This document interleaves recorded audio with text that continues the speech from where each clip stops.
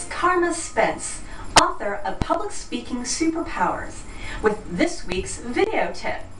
Today I thought I'd do something a little bit different than what I've been doing in the past and share with you a short presentation I did at my Toastmasters group and then critique it for you. You see, you can learn a lot about how to improve your own speaking by watching other people speak and understanding what was good and what was bad about their presentation. What you're about to see is a response to a table topics question. Table topics is a part of a Toastmasters meeting where you're asked a question and then randomly selected from the group to give a 1 to 2 minute presentation answering that question. So it's really off the cuff. The question I'm answering is, what fashion from the past would you like to see returned?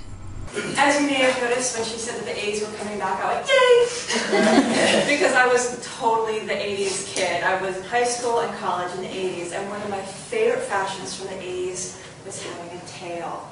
In fact, I had a tail until about 2003 when the hairdresser my husband took me to said, you really, really got to get rid of that thing. And the reason why I love having a tail is because I'm a short-haired person. I love having short hair. I do not like having long hair, but I like playing with long hair. So having a tail let me keep my short due while still having the long hair to play with. In fact, I even actually had a double tail at one time, but for some reason one tail kept curling over the other tail, so I went eh, and then I ended up having one tail that was just off to the side. And so I really, really hope tails come back, because then I will grow mine back, and those hairdressers that want me to get rid of it, well, I also really like from the 80s is the oversized shirt, because I actually started wearing oversized shirts well before they became popular.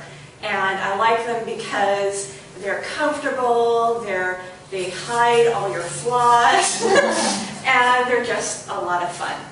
And those are the two questions I want. Now, the first thing I noticed after watching this video of myself speak is that I had a balance of really good and really bad use of gestures. The really good one is, for example, when I talked about the tail, I did a lot of gestures that were really visual, that helped make a visual statement more impactful. And so that was a really good use of gestures. However, the other aspect of the gestures I did is I noticed I tended to keep my hands right about waist level the whole time, and I often held my hands together like this.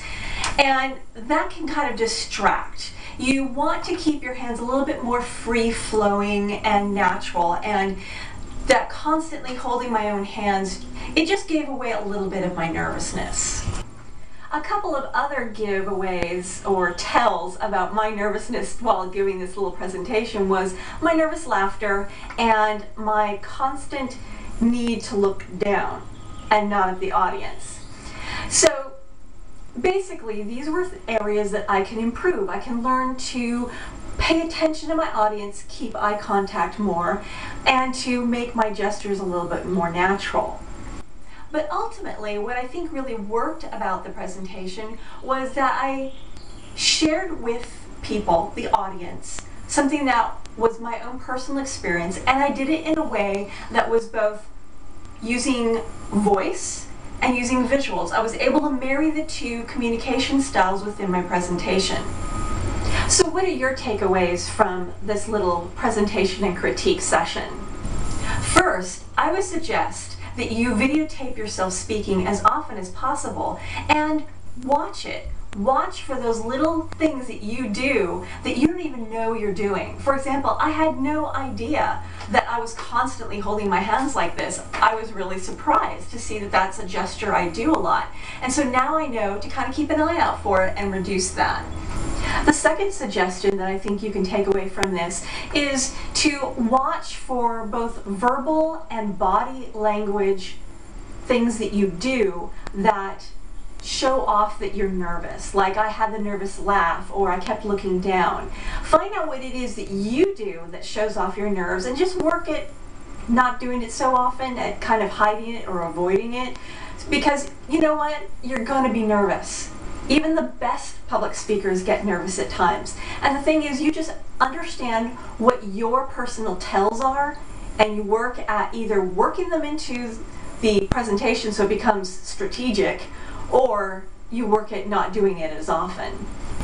I hope you enjoyed today's tip, and if you would like to have questions of your own about public speaking answered in a future video tip, just follow these instructions. Get your question about public speaking answered in a future video. You can post a comment on this blog post below.